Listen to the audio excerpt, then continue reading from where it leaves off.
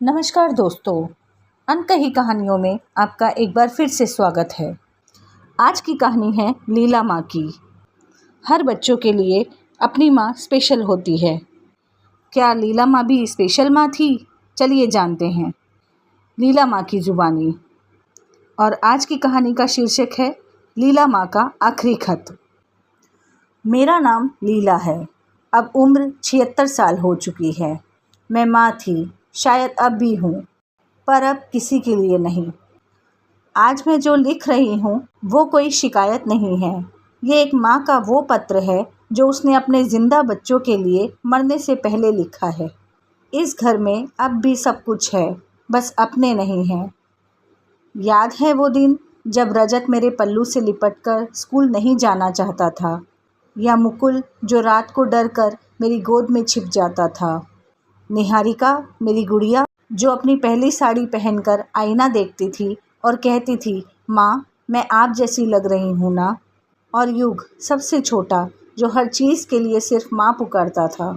उन दिनों इस घर में आवाज़ें गूंजती थी, अब बस दीवारें बची है। तुम्हारे पापा विश्वनाथ एक मामूली क्लर्क थे। हमारी आमदनी सीमित थी, लेकिन सपने बहुत बड़े थे तुम्हारे लिए।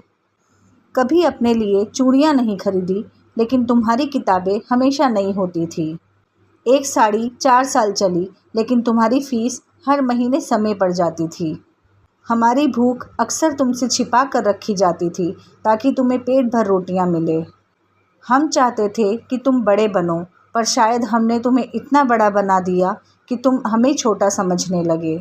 जब तुम्हारे पापा चले गए तो लगा अब सब कुछ बिखर गया, लेकिन फिर तुम्हारी तरफ देखा और सोचा अब मेरे बच्चे ही मेरा संसार है। पर उस दिन से लेकर आज तक शायद तुमने कभी दोबारा मेरी आंखों में आंखें डालकर बात ही नहीं की। रजत ने कहा, माँ आप मेरे साथ रहिए, लेकिन पापा की पेंशन कार्ड मेरे नाम करवा दीजिए। मुकुल बोला, माँ मेरा घर छोटा है, लेकिन एक अलग रूम आपको दे ही देंगे। और निहारिका, उसने तो साफ कहा, माँ आप हर 3 महीने किसी के घर रहिए, हम बारी बारी देख लेंगे। फिर एक कागज़ बना, एक रोटेशन शेड्यूल माँ के लिए, जैसे मैं कोई सामान हो गई थी जिसे बारी बारी उठाना है। एक घर में रोटियां बासी मिली, एक घर में मेरी दवाई की पर्ची ही कहीं गुम हो गई, और एक घर में तो मेरे सोने की जगह ही किचन से सटी हुई थी, जहाँ बहू सुबह सुबह बर्तन पटकती थी ताकि मैं जल्दी उठ जाऊँ। हाँ, तुमने मुझे भूखा नहीं रखा, लेकिन प्यार से कभी बैठाकर खाना नहीं खिलाया। और जब मेरी आंखें कमज़ोर होने लगी और मैं टॉयलेट में गिर गई तो निहारिका बोली, माँ को किसी नर्सिंग होम में रख दो, यही ठीक रहेगा। और उसी दिन मैंने अपने आप से एक वादा किया, अब कोई आस नहीं रखूँगी। और फिर मैंने ये पत्र लिखना शुरू किया ताकि मेरे मरने के बाद भी तुम मेरी खामोश आवाज़ सुन सको। मैंने अपनी वसीयत बदल दी। अब ना कोई घर किसी के नाम है, न ज़मीन। सब कुछ एक अनाथालय के नाम कर दिया है। जहाँ अब मैं रह रही हूँ, वहाँ की अनाथ बच्चियाँ मुझे माजी कहकर पुकारती है, और मैं पहली बार कई सालों बाद जी रही हूँ। एक छोटी सी लड़की है, नीलू, जो हर रात मेरे पास आकर सोती है और कहती है, माँ मुझे डांटो ना, तब ही लगता है आप मेरी माँ हो। उसे डांटना मुझे सुकून देता है, क्योंकि अब मैं फिर से माँ बन गई हूँ। रजत, मुकुल, निहारिका, युग, तुमसे कोई शिकायत नहीं है, क्योंकि माँ शिकायत नहीं करती, बस एहसासों की गूंज छोड़ जाती है।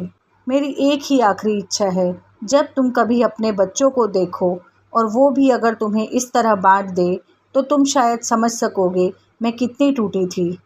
ये घर, ये ज़मीन, ये दौलत, तुमसे ज़्यादा तो माँ का प्यार देने वाले अजनबी उसके हकदार थे। अगर कभी दिल करे तो इस पत्र को पढ़ना और एक मोमबत्ती जलाना मेरे नाम की। शायद उस रोशनी में मेरी आत्मा तुम्हें माफ़ कर दे। तुम्हारी अब भी माँ, लीला।